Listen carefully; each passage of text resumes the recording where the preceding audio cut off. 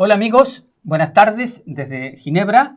Les transmite Juan Gasparini. Vamos a hacer una entrevista con dos personas, la primera vez en este estudio que vamos a entrevistar a dos personas son víctimas de la represión en Cuba que han venido a testimoniar aquí en la ONU en Ginebra.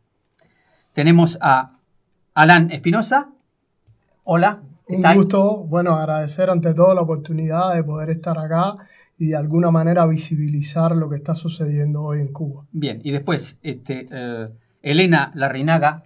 Hola. Hola, buenas tardes. Buenas tardes. Un gusto. También de Cuba, pero bueno, tú vives en España y tú vives en Buenos Aires. En Buenos Aires. Ejercés como abogado en la Argentina y hoy están ustedes acá testimoniando, ya que están los organismos de derechos humanos de la ONU en Ginebra, testimoniando sobre lo que está ocurriendo en Cuba. Entonces, la primera pregunta es más bien general, es decir, cómo una artista termina exilada en España, se tiene que ir de Cuba, y cómo un abogado que por los obstáculos y problemas que te habrán puesto para ejercer tu profesión, te fuiste de Cuba y ahora estás ejerciendo tu profesión en la Argentina. Empiece cualquiera de ustedes, no tengo orden. Bueno, yo salí de Cuba siendo una niña prácticamente. Mi familia era una familia católica. Mi padre era un empresario de cierto prestigio, era vicepresidente de la Antillana del Acero, lo que hoy es José Martí. Y bueno, el Che lo cogió así un poquito enfilado.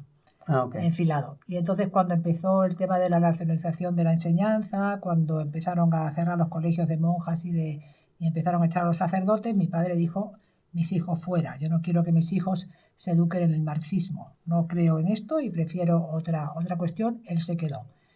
Estuvimos en Estados Unidos 3 años hasta que al final él salió y como pudo, fue camino de México y fue para Estados Unidos.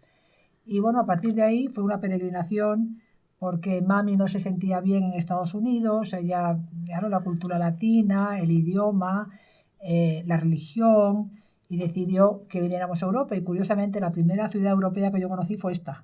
Ah, mira vos. Ginebra. Bueno, y tu vena artística, digamos, en ese periplo te nutrís y empezás a expresarte. En ese periplo yo empecé a conocer, cuando llegamos a Estados Unidos, muchas y muchas personas, porque mi casa siempre fue una casa de acogida, de muchas y muchas personas que salían de Cuba, huyendo, amenazadas. Y yo, siendo una niña, me preguntaba, ¿por qué? ¿Por qué toda esta gente tiene que salir de su país porque un señor decida que esto tiene que ser así y que nada más que puedes pensar y creer en esto? Es una cosa que a mí siempre... cuando llegamos a Europa, la gente no entendía que nosotros no quisiéramos a Fidel. Eso es una cosa muy, muy difícil que nos pasó, ¿no? Y yo le decía a papi, pero papi, ¿tú estás seguro de lo que has hecho? Porque para nosotros fue, vete a un país, vete a otro país, hasta que te instalas, y hay que entender que para aquellos años 70 no eran los de ahora, no había comunicación, cuando te separabas como para siempre, era un tema muy difícil. Y él siempre me decía, Elena, el tiempo lo dirá. Okay. Al final tuvo razón, porque yo tuve una vida, yo tengo un hijo que tiene una vida en España, y si me hubiera quedado allí, no hubiera sufrido lo que se sufrió, pero yo pienso en la gente que estaba dentro de Cuba, está sufriendo muchísimo más de lo que yo sufro, porque mi vida ha ido para adelante, la de mi familia, la de mis hijos, y sin embargo allí el tiempo se paró. Bueno, y tú tienes expresión artística, digamos. Yo me convertí en una activista de derechos humanos. Absolutamente. Y entonces... Pero en el plano de los artistas creo que trabajas. También. Yo al final trabajo con todo. He sido fundadora e impulsora de muchos proyectos de la sociedad civil.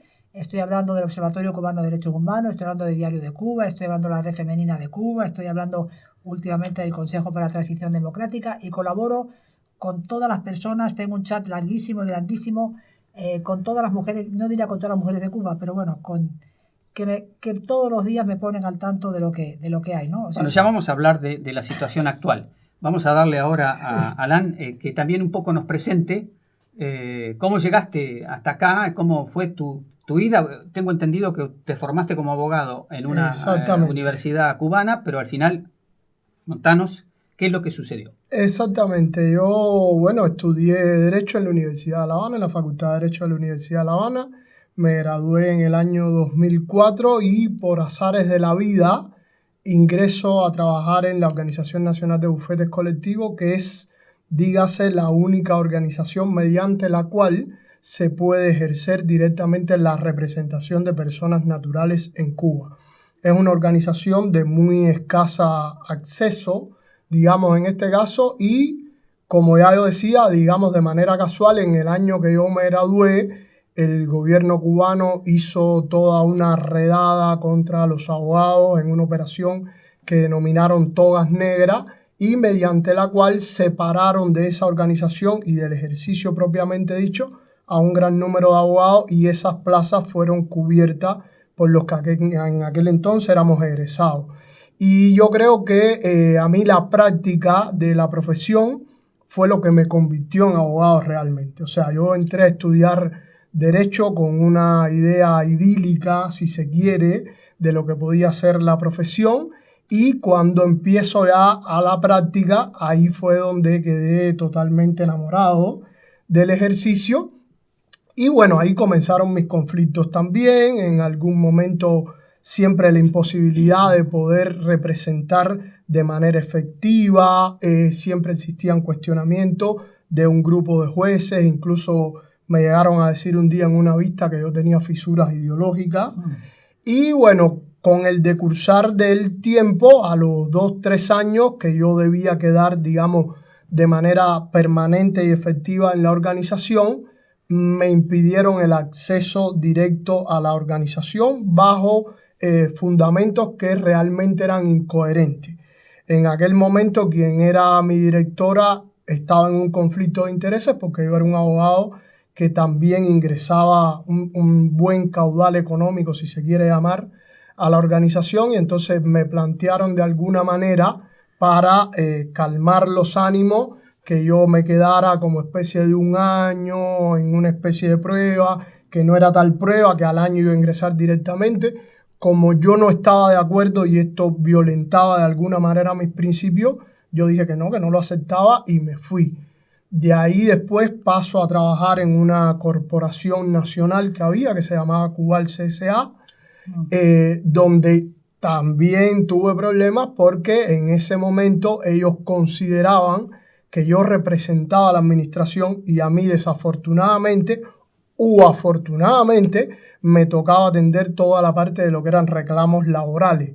Y me llegaban muchos expedientes donde el trabajador le asistía a la razón y yo se la daba.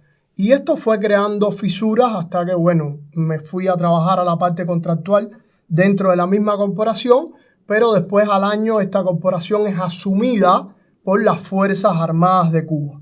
Pasa a formar parte de una empresa de las Fuerzas Armadas y yo no quería estar bajo esa condición porque además había trabajado también en la jurisdicción militar, conocía de los riesgos que llevaba a trabajar en la jurisdicción militar en cuanto a sanciones, a penas, los procedimientos, y ya a partir de ese momento fue como que yo me vi imposibilitado de alguna manera de ejercer lo que a mí me apasionaba. Y ahí tomo la decisión de salir de Cuba. Primero me voy a Chile a través de unos médicos amigos de mi mamá, que también es médico. Viví alrededor de 10 meses en Chile y estando en Chile conocí a la mamá de mis hijos, que es argentina, y bueno, me traslado a Argentina, nacieron mis chicos, me puse a trabajar en Argentina, hice toda una vida, me naturalicé argentino y bueno, afortunadamente después de bastante sacrificio, hace alrededor de un año terminé de rendir mi reválida y ya soy abogado también en Argentina.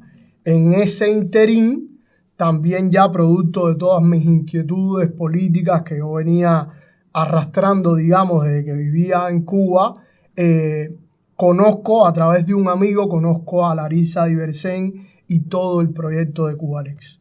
Y fue algo que para mí fue un antes y un después. Ahí nos vas a explicar, pero esto queda claro, digamos, y esto es para los que nos ven y los que nos escuchan, es que normalmente las víctimas vienen acá un poco a mostrar las heridas de la represión, etcétera, etcétera, pero no lo que ustedes han testimoniado ahora, que es el sufrimiento de vivir bajo un régimen de partido único, digamos. O sea, que vos no podés tener ningún tipo de autonomía ni de respeto a tu pensamiento porque si el partido no piensa exactamente como ellos estiman que tenés que pensar, viene la represión concretamente. Esto es importante y podemos dar el salto, digamos, a partir de la experiencia de vida que los llevó a disentir, digamos, con el Estado cubano, a las razones por las cuales hoy ustedes están acá, es decir, acá están los organismos de derechos humanos de la ONU y ustedes están haciendo un trabajo que tendrá un grado de confidencialidad que no van a revelar, pero ustedes han venido a hacer conocer a los funcionarios de Naciones Unidas, a los diplomáticos que nutren en la vida de la Ginebra Internacional de Derechos Humanos, lo que está ocurriendo y sobre todo lo que está ocurriendo en Cuba a partir de las protestas reprimidas por el gobierno, las 700 personas que siguen de esas detenciones aún en prisión, algunos con condenas muy grandes. Y entonces quería que un poco entráramos en las razones de vuestra visita acá en términos del testimonio que ustedes han canalizado sin identificar a las personas con las cuales se han reunido o se van a reunir. No sé, empiezan cuando... Sí, a ver, yo creo que has hecho una definición bastante exacta de cuál va a ser nuestra labor acá. Yo creo que nosotros venimos a visibilizar la situación que tienen todas las personas y la posición del gobierno cubano en cuanto a los derechos humanos y a su respeto y garantía en Cuba en estos momentos. Pero no solamente a visibilizarlos, sino también de alguna manera a brindarle los elementos a todas las representaciones, los órganos que están acá en Ginebra para que ellos logren entender realmente cómo se manifiesta esto desde el punto de vista material en la Cuba de hoy. ¿Y por qué digo desde el punto de vista material? Porque de alguna manera el gobierno cubano ha tratado o tiene toda una experiencia en tratar de maquillar o manipular con la legislación la realidad que impera en Cuba. Entonces, muchas veces lo que ellos recogen en un texto legal no se corresponde en lo más mínimo con su aplicación en la práctica. Y es aquí donde estriba la mayor vulnerabilidad para todas las personas en estos momentos.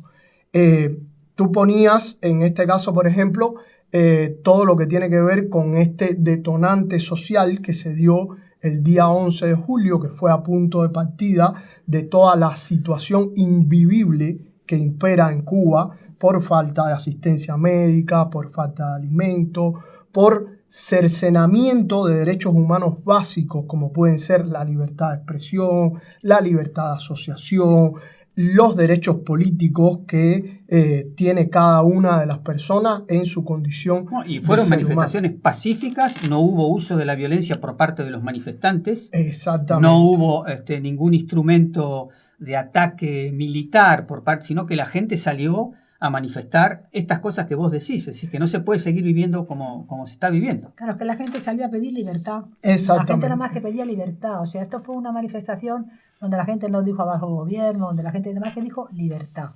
Libertad. Y a mí hay una cosa que me preocupa mucho, porque las sentencias son evidentes, se ven, están ahí, se pueden denunciar, son hechos visibles. Pero en Cuba yo siempre digo que la peor violencia es la que no se ve. Las cosas que no se ven son realmente las duras. ¿Qué está haciendo el gobierno cubano, por ejemplo? El gobierno cubano sabe, por ejemplo, que las madres fueron un gran detonante de todo esto, ¿no? Las madres animaron a la gente joven a salir. Les dijeron, salgan, porque ustedes tienen derecho a pedir libertad. Nosotros no lo hemos conseguido, ustedes sí. Entonces, ¿cuál es el castigo del gobierno cubano hacia esas madres? Lo que nosotros llamamos violencia vicaria. Vamos a ver, si yo le quiero hacer daño a usted, en vez de hacérselo directamente, se lo voy a hacer a su hijo, se lo voy a hacer a su hermano, se lo voy a hacer a su cuñado y se lo voy a hacer a su vecino. Entonces, con eso, ¿qué hacemos? Tejemos una tela de araña que aísla y criminaliza a la persona. Con lo cual, tenemos que estar dando asistencia psicológica y hemos elaborado un manual de un procedimiento para que estas personas sigan ese manual y no se acaben convenciendo de que ellas son las responsables de que sus hijos estén en la cárcel. Porque ellos se dan la vuelta. O sea, te dice tu suegra, si tú no te hubieras animado al niño, no estaríamos en esta situación. Te dice tu vecina, yo no te quiero saludar porque a ver si a mí me va a pasar algo. Te dice tu sobrino, oye tía María, si tú no hubieras, pues no nos veríamos en esta situación. O los propios agentes de la seguridad del Estado en sus interrogatorios, cuando intentan que los activistas se inhiban de ejercer sus derechos, una de las cosas que plantean es esa. mira lo que le estás haciendo a tu hijo, o por tu culpa a tu hijo le está pasando esto, aquello o lo otro. Y eso es algo que yo creo que de alguna manera es necesario visibilizarlo, porque una de las cosas que planteaba Elena, somos una sociedad que hemos sido sometidos a un daño antropológico tan grande y durante tanto tiempo que, por ejemplo, nosotros desde Cubalex, a través de las entrevistas que tenemos con cada una de las víctimas, uno de los problemas más graves que hemos logrado detectar es que los cubanos ni siquiera logran identificar cuándo han sido víctimas de algún tipo de violación de derechos humanos. Un ejemplo muy claro es, por ejemplo, las detenciones, las desapariciones forzosas a partir de detenciones ilegales. Tú le preguntas, ¿alguna vez tu hijo, tu familiar, alguien fue sometido a una desaparición forzada? Y te dicen no, porque para ellos la desaparición forzada es la que viene seguida de la muerte de la persona. Y no es así. Desde el momento en punto en que la autoridad niega el paradero de la persona, aunque sea por un minuto, esa persona fue víctima de una desaparición forzada. Muchas veces le preguntamos si han sido víctimas de tortura y te responden que no. Y nosotros a través de la exploración nos damos cuenta de que sí han sido víctimas de tortura. Por ejemplo, los ponen en un patrullero que la parte trasera está cerrada de manera casi hermética a unas temperaturas como las que hay en Cuba, ponen el patrullero al sol y lo someten a ese tratamiento durante varias horas. En el caso de las mujeres puntualmente y como punto de partida de esa violencia de género que también apuntaba Elena anteriormente, las dejan a altas horas de la noche en lugares extremadamente despoblados y expuestas a ser agredidas sexualmente o físicamente y demás. Pero sin embargo, cuando uno le pregunta a esa persona si ha sido víctima de tortura, te responden que no, porque tienen interiorizada la tortura como el daño físico puntual y no como todo este tipo de cuestiones, tratos humillantes, denigrantes o torturas psicológicas que también forman parte de las torturas y que son condenadas incluso por todos los tratados internacionales. La represión es una especie de onda expansiva que no solamente afecta a la víctima directa e inmediata, sino a todo su entorno. Exactamente. Así es. Pero además las consecuencias se pueden cuantificar, digamos, porque están representados en las convenciones. O sea, el tratamiento inhumano, degradante, y todo eso también es una tortura, no solamente que te cortan la nariz, sino que hay posibilidades, explorando en la legislación de derechos humanos de la ONU, ver cómo ustedes pueden fundamentar esta especie de onda expansiva que ustedes han descrito. Sí. ¿Qué otros elementos podrían describir ya para ir terminando? Pues mira, yo creo que en Cuba hay una cosa muy, muy importante. O sea, el gobierno es, digamos, es un violador en masa, ¿no? Eso es una tendencia que baja la población, ¿no? Entonces, las mujeres en Cuba están muy desprotegidas ante las instituciones y muy desprotegidas en el hogar. Por ejemplo, en Cuba nosotros estamos llevando, porque en Cuba, por supuesto, la violencia de género no está tipificada como delito, o sea, la impunidad es enorme. Incluso, como decía él, las propias familias de las mujeres asesinadas o violadas no se atreven muchas veces a denunciar por lo que pueda pasar hasta un punto de vista de prestigio familiar. O sea, un poco la mujer es la culpable de este asunto. Entonces, en Cuba muere cada 10 días una mujer muerta por violencia de género. El gobierno ni está ni se le espera y no lo quiere. Dice que hasta el 2028 se pensará si la va a tipificar como delito. Es el único país de todo el hemisferio occidental que no la tiene tipificada como delito. Y esa es una reclamación grandísima de las mujeres. Pero una preocupación que yo tengo muy grande es que la hazaña con que se mata es un poco reflejo de la crisis social tan grande, de la frustración tan grande que hay en el país. Porque una cosa es que tú mates a tu mujer porque le has pegado un empujón, porque, en fin, incluso que la has tirado por la ventana. Pero que tú cojas a tu mujer, primero mates a los niños delante de la mujer para que la mujer ya sufra, y después de eso le pegues 10 puñaladas a una persona. No sé cómo decirte, es un ejemplo, digamos, de la decadencia en la que este gobierno ha llevado a la población. La población cubana está sufriendo muchísimo y yo quiero aprovechar este espacio para decirle a la gente, abran los ojos, no crean lo que estas personas dicen, porque incluso cuando ellos detienen a la gente por pocas horas, lo hacen para que no se le suba el ranking en las declaraciones en Naciones Unidas. Sí, no, acá se pusieron de moda las detenciones express. Claro. Cuando llegaba el reclamo de la ONU, a los 10 días la persona la soltaban, pero la habían torturado durante 10 días y la habían destruido en 10 días. Y luego más adelante la vuelven a coger por un tiempo determinado para que justo no sobrepase lo que tiene que pasar. Para que no aumente las cifras. Exactamente. Bueno, en ese sentido yo creo que es importantísimo, aprovechar esta oportunidad que nos has dado y que nosotros sabemos que tiene mucho alcance acá en Ginebra y ante Naciones Unidas para poner el foco sobre todo el reordenamiento jurídico que ha llevado a cabo el gobierno cubano y que en gran medida es una respuesta a toda esta explosión social del 11 de julio.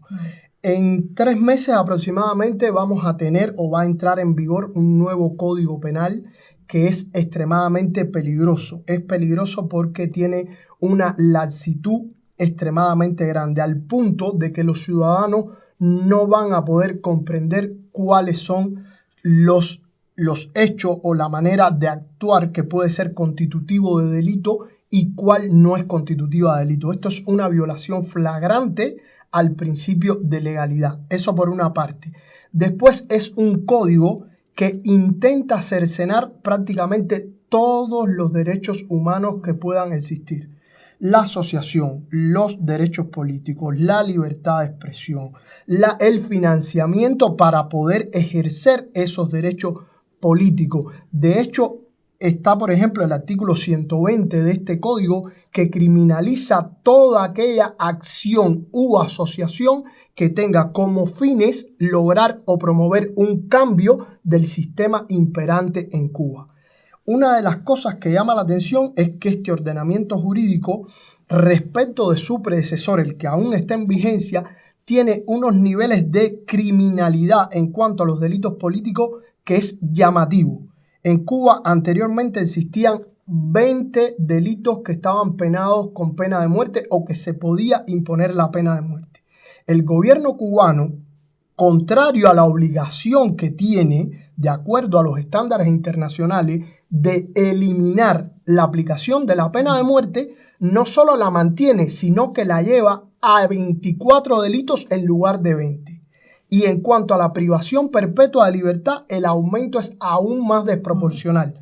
Pasa de 3 delitos que había en el Código Penal aún vigente a 31 delitos en el futuro Código Penal. Claro, o sea que lo que están pensando es que el levantamiento social que se vivió lo van a tratar de sofocar con esto. Exactamente. Que sea disuasorio, digamos, que la gente vea el temor para que no haya nuevamente levantamientos de movilizaciones sociales pacíficas, que no hubo armas y solamente pedían libertad. Correctamente. Sí, eso es lo que a mí me gustaría dejar claro aquí, porque el gobierno cubano siempre nos ha hecho como muy mala prensa, ¿no? A la oposición, a la disidencia, a los exiliados, ¿no? Nosotros no nos da igual, pero ellos van a seguir pegando fuerte. Nosotros nunca vamos a responder así. Siempre vamos a responder por la vía pacífica, por la vía de la argumentación, por la vía de la ley, por la vía de la convivencia, porque todos los cubanos hemos perdido, todos somos víctimas de esto, y la gente que apoyó la revolución más que nadie, porque la revolución envejeció mal, se perdió por el camino y hemos acabado aquí. Yo creo que nuestra obligación es buscar un camino de reconciliación para que el país vaya adelante, y siempre lo haremos de una manera pacífica y civilizada. Muy bien, yo creo que podemos ir terminando. Desde Ginebra les transmitió Juan Gasparini.